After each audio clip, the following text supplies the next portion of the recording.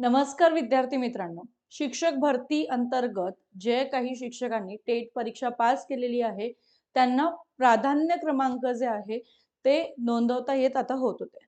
परंतु 10 ऑगस्ट पर्यंत हे जे आहे लास्ट डेट होती. जोपर्यंत सगळे शिक्षक मित्र जे आहे ते 10 ऑगस्ट पर्यंत त्यांचा प्राधान्यक्रम जो आहे तो नोंदवणार होते.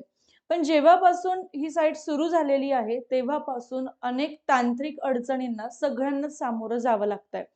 आणि त्यामुळे प्राधान्यक्रम नोंदवण्यासाठी तिथे मुदतवाढ देखील देण्यात आलेली आहे. संपूर्ण माहिती आजच्या सेशनच्या माध्यमातून आपण समजून घेऊयात. तर लक्षात घ्या, संकेतस्थळाच्या तांत्रिक अडचणींमुळे उमेदवार प्रचंड हैराण झालेले आहे. अनेक अडचणींना फेस त्यांना करावं लागतंय. त्यानंतर बरेचसे काही बदल जे आहेत ते देखील इथे झालेले आहेत. सो जर आपण बघितलं तर बघा, राज्यातील लाखो उमेदवारांचे लक्ष लागलेल्या शिक्षक भरती प्रक्रियेत पवित्र संकेतस्थळावरती तांत्रिक ताण आलाय. काही उमेदवारांना OTP न येण्यासारख्या अडचणी येत असून प्राधान्यक्रम नोंदवण्यासाठीची मुदत 13 ऑगस्ट पर्यंत वाढवण्यात आलेली आहे.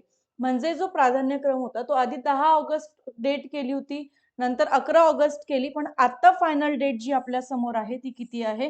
13 ऑगस्ट आहे. सो OTPच विद्यार्थ्यांना मिळत नाहीये. वेगवेगळ्या गोष्टींवरती त्यांना अडचणी येताय. म्हणून ज्यांचंही बाकी आहे त्यांनी टेन्शन घेऊ नका. 13 ऑगस्ट पर्यंत तुम्ही हा जो प्राधान्यक्रम आहे तो तिथे देऊ शकता.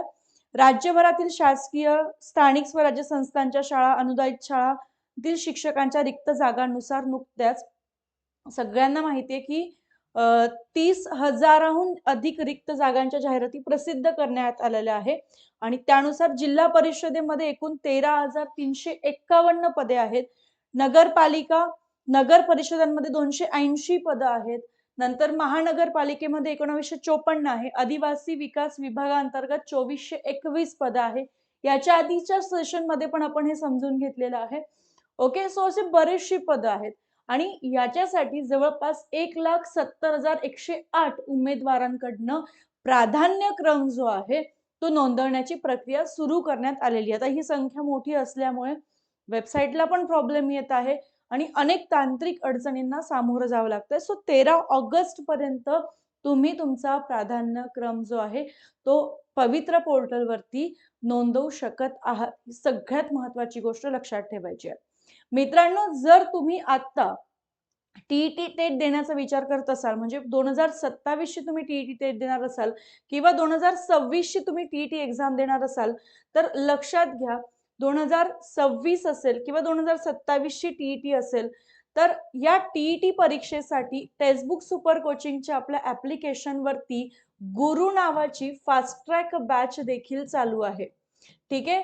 येस. सो ही फास्ट ट्रॅक बॅच घेण्यासाठी तुम्हाला रुचा03 हा जो कूपन कोड आहे तो देखील यूज करता येणार आहे, जेणेकरून तुम्हाला त्यावरती डिस्काउंट मिळेल. ओके, सो अशाच प्रकारच्या अपडेटसाठी आपल्या चॅनलला सबस्क्राईब करायला विसरू नका. Thank you so much everyone.